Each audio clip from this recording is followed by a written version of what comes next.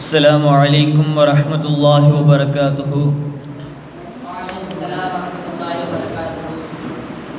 نحمده الله العليم ونحمده ونصلي على رسوله الكريم.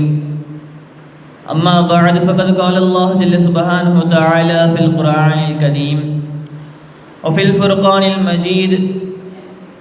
بسم الله الرحمن الرحيم. الذين ينفقون أموالهم بالليل والنهار سرا وعلانية فلهم أجرهم عند ربهم ولا خوف عليهم ولا هم يحزنون. صدق الله العليم. وقال نبينا محمد صلى الله عليه وسلم ما نفقت مال من صدقة أو كما قال عليه الصلاة والسلام. புகழும் புகழ்ச்சியும் அகிலத்தை படைத்து பரிபாலிக்கின்ற வல்ல இறைவன் ஒருவனின் மீதே உண்டாகட்டுமாக. அவனுடைய சாந்தியும் சமாதானமும் எம்பெருமானார் முத்து முஹம்மது ரசூலுல்லாஹி ஸல்லல்லாஹு அலைஹி வஸல்லம் அவர்களின் மீதும் அவர்களின் தூய்மையான குடும்பத்தினர்கள், சத்திய சஹாபாக்கள், தாபிஈன்கள், தபஅ தாபிஈன்கள், முஹத்திஸீன்கள், முஃபக்கிஹீன்கள், முஜ்தஹிதீன்கள், இமாம்கள், பெருமக்கள் எல்லா நபர்களின் மீதும் அதிலும் குறிப்பாக இந்த நல்ல மஜ்லிஸிலே ஒன்று கூடி இருக்கின்ற நம் அனைவர்கள் மீதும் உண்டாகட்டுமாக. ஆமீன். கண்ணியத்திற்குரித்தானவர்களே, அல்லாஹ் ஜல்ல சுப்ஹானஹு வ தஆலா குர்ஆனிலே தொழுகையை பற்றி அல்லாஹ் ஏவுகின்ற பொழுது அகீமுஸ் ஸலாத், தொழுகையை நிலைநாட்டுங்கள் என்று சொல்லுகின்ற பொழுது ஏறத்தாழ 82 இடங்களுக்கு மேலாக அல்லாஹ் இந்த தொழுகையோடு இணைத்து இந்த ஜகாத்தை சொல்லுகிறார். அகீமுஸ் ஸலாத் வ ஆத்துஸ் ஜகாத் என்பதாக ஏறத்தாழ 82 இடங்களுக்கு மேலாக இந்த ஜகாத்தை எதற்காக அல்லாஹ் இதை இவ்வளவு முக்கியத்துவம் படுத்தி சொல்ல வேண்டும்?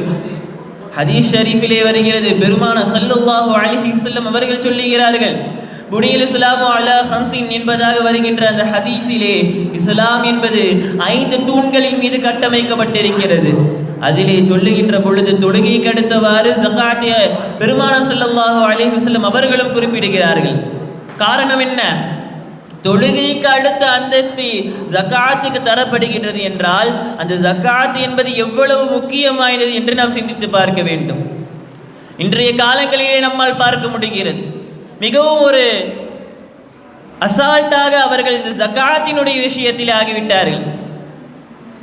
அதுவும் மிகப்பெரிய பணக்காரர்கள் எல்லாம், மிகப்பெரிய செல்வந்தர்கள், கோடீஸ்வரர்கள் எல்லாம் இருக்கிறார்கள் என்றாலும் அவர்களுடைய செல்வங்களை எப்படி பதுக்குவது என்று தான் அவர்கள் பார்க்கிறார்கள், சிந்திக்கிறார்களே தவிர அந்த செலவுகள், அந்த செல்வத்தில் இருந்து எப்படி ஜகாத்தை கொடுத்து நாளை மறுமையிலே உயர்ந்த அந்தஸ்தை அடைவது என்று சிந்திப்பதில்லை. சதகாக்களை ஏழை எளிய மக்களுக்கு எப்படி தர வேண்டும் என்று அவர்கள் சிந்திப்பதில்லை. அதை அவர்கள் ஒழித்து வைப்பதற்கு தான் சிந்தித்து கொண்டிருக்கின்றார்கள். அல்லாஹ் குர்ஆனிலே சொல்லுகிறான், இப்படி எந்த ஒரு நபர் செல்வந்தராக இருந்து பல செல்வங்களை அவன் வைத்திருந்து அதை அவன் ஒழித்து வைக்கின்றானோ அல்லாஹ் அவர்களை எச்சரிக்கிறான். அல்லதீன யுன்ஃபிகூன அம்வாலஹும் அல்லதீன யக்னிஸூன தஹப வல் ஃபில்லா. சில நபர்கள் அவர்கள் எப்படிப்பட்டவர்கள்னா, அவர்களுடைய செல்வங்களை, வெள்ளி தங்க காசுகளை, செல்வங்களை அல்லாஹ்வினுடைய பாதையிலே செலவு செய்யாமல் சேர்த்து வைப்பார்கள். அப்படிப்பட்ட நபர்களை பார்த்து அல்லாஹ் எச்சரிக்கிறான், வபஷிருஹும் பிஅதாபின் அலீம், நோவினை தருகின்ற வேதனை அவர்களுக்கு உண்டாம். பாருங்க, சாதாரண வேதனை கிடையாது. சாதாரண வேதனையாக இருந்தாலே அதை தாங்குவது மிக கடினம், என்றாலும் நோவினை தருகின்ற வேதனை என்று அல்லாஹ் சொல்லுகிறான் என்றால் எவ்வளவு கடும் வேதனை இருக்கும், சிந்தித்து பார்க்க வேண்டும். அதுவும் சில நபர்கள் நினைத்துக் கொள்கிறார்கள், சதக்கா செய்து விட்டால் நம்முடைய செல்வம் 1 லட்சம் செல்வம் இருக்கிறது, அதிலிருந்து ஒரு 100 ரூபாய் சதக்கா செஞ்சுட்டு நம் செல்வம் குறைந்து விடும் என்பதாக எண்ணுகிறார்கள். அவ்வாறு இல்லை. நாம் அந்த சதக்காக்களை, ஜகாத்துகளை கொடுப்பது எப்படிப்பட்டது தெரியுமா? அது ஒரு இன்வெஸ்ட்மெண்ட்டை போன்றது. முதலீடு போட்டு எப்படி லாபம் பெருகி பெருகி வருகின்றதோ அதை போன்று ஜகாத்துகளை, சதக்காக்களை தரதான் நம்முடைய செல்வத்தில் பரக்கத்தும் அபிவிருத்தியும் உண்டாகும்.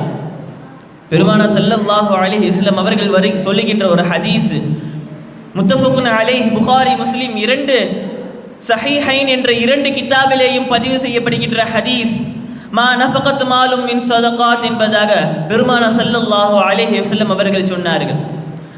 சதகாக்களை, ஜகாத்துகளை தருவதினால் செல்வம் குறைந்து போகிறது. ரசூலுல்லாஹ் சொல்றாங்க, சதக்காக்களை ஜகாத்தி தந்தா செல்வம் குறைந்திராது, என்றாலும் அது சதக்காக்களை ஜகாத்துகளை தருவதை கொண்டுதான் நம்முடைய செல்வம் என்பது பரக்கத்து பெறுகின்றது. அதுவும் இந்த ஜகாத் என்கின்ற அந்த வார்த்தைக்கு அர்த்தத்தை பார்த்தால், அந்த வார்த்தையினுடைய அர்த்தத்தை நாம் எடுத்து பார்க்கின்ற பொழுது அந்த ஜகாத் என்ற வார்த்தைக்கான அர்த்தம் தூய்மைப்படுத்துவது என்பதாக சொல்லுகிறார்கள். குர்ஆனிலே இவ்வாறு வரும். பெருமானார் ஸல்லல்லாஹு அலைஹி வஸல்லம் அவர்களை பார்த்து அல்லாஹ் ஏவுவான், "ஹுது மின் அம்வாலிஹிம் ஸதகா." அந்த சஹாபாக்கள், அந்த மனிதர்களுடைய உம்முடைய உம்மத்தினர்களினுடைய செல்வங்களில் இருந்து நீங்கள் ஜகாத்துகளை சதகாக்களை பெற்றுக்கொள்ளுங்கள். அல்லாஹ் பெருமானாரை பார்த்து ஏவுகிறான், அந்த ஜகாத்தை வாங்குங்க. எதற்கு தெரியுமா? அதை தொடர்ந்து அல்லாஹ் சொல்லுகிறான், "துதஹிருஹும் வ துஸக்கீஹிம்." அவர்களுடைய உள்ரங்கத்தையும் அவர்களுடைய செல்வங்களையும் சுத்தப்படுத்துவதற்காக, தூய்மைப்படுத்துவதற்காக ஜகாத்துகளை சதகாக்களை பெறுங்கள் என்பதாக அல்லாஹ் சொல்லுகிறான். அது மட்டும் அல்லாஹ் சொல்லிட்டு நிறுத்தல. அதற்கு பிறகு பாருங்கள், அந்த ஜகாத்துகளை சதகாக்களை நிறைவேற்றுகின்ற நபர்களுக்கு எவ்வளவு சிறப்பு, எவ்வளவு நற்கூலிகள் கிடைக்கின்றது பாருங்கள். அல்லாஹ் சொல்லுகிறான், "வஸல்லி அலைஹிம்." நம் பெருமானார் ஸல்லல்லாஹு அலைஹி வஸல்லம் அவர்களை பார்த்து அல்லாஹ் சொல்லுகிறான், "வஸல்லி அலைஹிம்." அந்த ஜகாத் சதகாத் வருகின்ற அந்த நபர்களின் மீது நபியே நீங்க துஆ செய்யுங்க, அவர்களுக்கு நீங்கள் பரிந்துரை செய்யுங்கள் என்பதா அல்லாஹ் சொல்லுகிறான். எப்படிப்பட்ட பெருமானார் ஸல்லல்லாஹு அலைஹி வஸல்லம் அவர்கள் இல்லாவிட்டால் இந்த உலகமே இல்லை, அவர்கள் படைக்கப்படாவிட்டால் இந்த உலகத்தில் ஒன்றும் வந்திருக்காது. அப்படிப்பட்ட நம் உயிரினும் மேலான பெருமானார் ஸல்லல்லாஹு அலைஹி வஸல்லம் அவர்கள் அந்த சதகாக்களை ஜகாத்தை தருகின்ற அந்த நபரின் மீது துஆ செய்கிறார்கள். அப்ப அந்த துஆ எவ்வளவு மகத்துவம் வாய்ந்ததாக இருக்கும். அதை சொல்லிவிட்டே அல்லாஹ் அந்த மகத்துவத்தையும் சொல்லுகிறான், "இன்னஸ் ஸலாத்தக ஸகனுல் லஹும்." உம்முடைய அந்த துஆக்கள், பரிந்துரைகள், பிரார்த்தனைகள் அந்த நபர்களுக்கு மன நிம்மதியாக அமையும் என்பதாக அல்லாஹ் சொல்லுகிறான். பாருங்க, அப்ப ஜகாத்துகளை சதகாக்களை தருவதின் மூலியமாக எவ்வளவு சிறப்புகள்.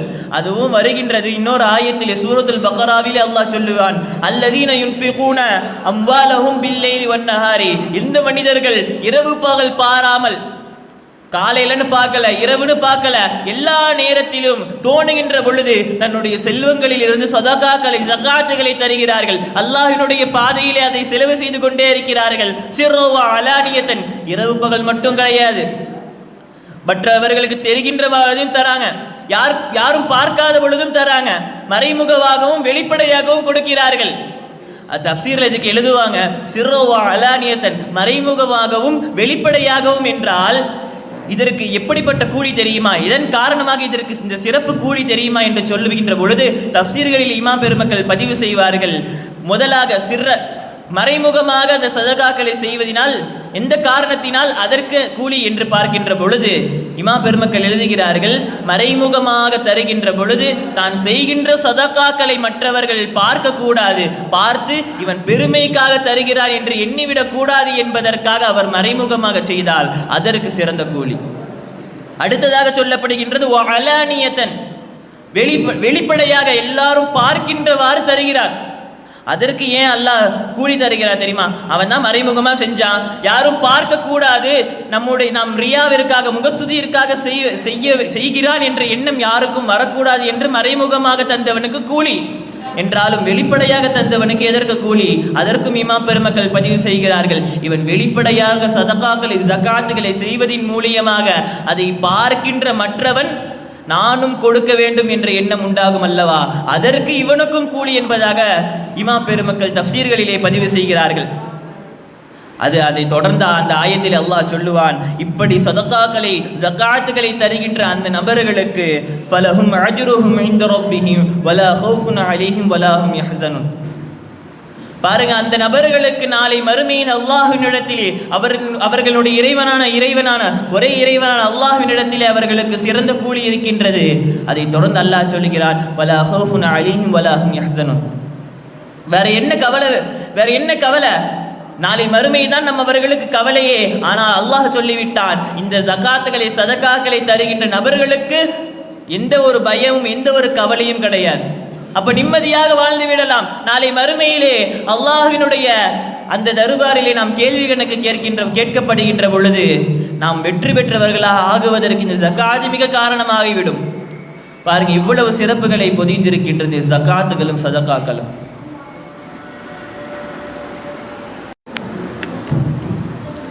ஆக வரக்கூடிய காலங்களிலே இந்த ஜகாத்தினுடைய விஷயத்திலேயும் சதகாக்களின் விஷயத்திலேயும் நாம் மிக பேணுதலாக இருக்க வேண்டும். இறுதியாக என்னுடைய உரையை முடிப்பதற்கு முன்பு ஒரு விஷயத்தை கூறுவதற்காக ஆசைப்படுகின்றேன். பொதுவாக நம்முடைய வேதமான அருள்மறையாம் குர்ஆனிலே எல்லா விதமான விஷயங்களையும் எல்லா விதமான கேள்விகளுக்கான பதிலேயும் அல்லாஹ் பொதிந்து வைத்திருக்கின்றான்.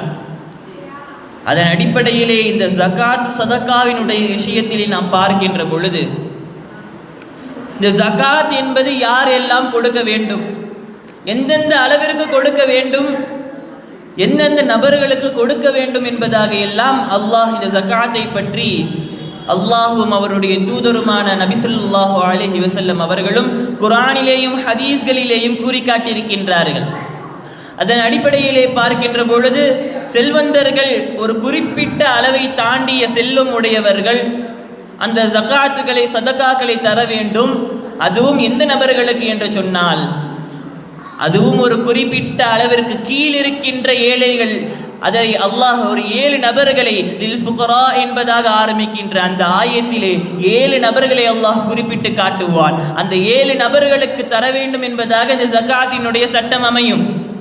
இந்த அடிப்படையை பார்க்கின்ற பொழுது இன்றைய சூழ்நிலையில் இந்த உலகத்திலே, இந்த நாடிலே இருக்கின்ற எல்லா முஸ்லீம்களும் தங்களுடைய செல்வங்களை சரியான முறையிலே யார் யாரெல்லாம் செல்வந்தர்களாக அந்த நிசாபினுடைய அளவை தாண்டிய செல்வம் வைத்திருக்கின்றார்களோ அவர்கள் எந்தெந்த நபர்களுக்கு சரியாக தர வேண்டும் என்று கணக்கிட்டு கொடுத்தால் நம்முடைய இந்தியன் எக்கனாமி என்று சொல்லப்படுகின்ற முக்கியமான அந்த எக்கனாமியின் கணக்கில் நம்முடைய நாடு மீள வேண்டிய ஒரு முக்கியமான விஷயம் போவர்ட்டி ரேஷியோ என்பதாக சொல்லுவார்கள், ஏழ்மை விகிதம் என்பதாக சொல்லுவார்கள். ஏழைகள் அதிகமாக இருக்கின்ற அந்த போவர்ட்டி ரேஷியோ குறைந்து, ஏழைகள் குறைந்து அவர்களும் தங்களுடைய வாழ்க்கையில் முன்னேறி வருவார்கள்.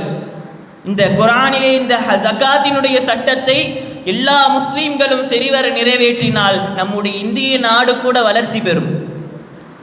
நாம் மட்டும் இவ்வுலகத்திலேயும் மறு உலகத்திலேயும் பயன்பெறுவதை தாண்டி நம்முடைய சமுதாய மக்களும் முன்னேறுவதற்கான அந்த அமைப்பை அல்லாஹ் இந்த ஜகாத்தினுடைய சட்டத்திலே பொதிந்து வைத்திருக்கின்றான். எனவே வருகின்ற காலங்களிலே நாம் எதையெல்லாம் கேட்டோமோ அதன்படி அமல் செய்யக்கூடிய பாக்கியத்தை வல்ல இறைவன் உங்களுக்கும் எனக்கும் தந்தால் புரிவானாக. வாஹிர் தஅவானா அனில் ஹம்துலில்லாஹி ரப்பில் ஆலமீன். அஸ்ஸலாமு அலைக்கும் வரஹ்மத்துல்லாஹி வபரகாத்துஹு. 5ஆம் ஜும்ராவை சேர்ந்த தௌஃபிக் அஹமது அல்-அத்தாயி அவர்களை நம் முன்பு பேசுவதற்காக அழைக்கின்றேன்.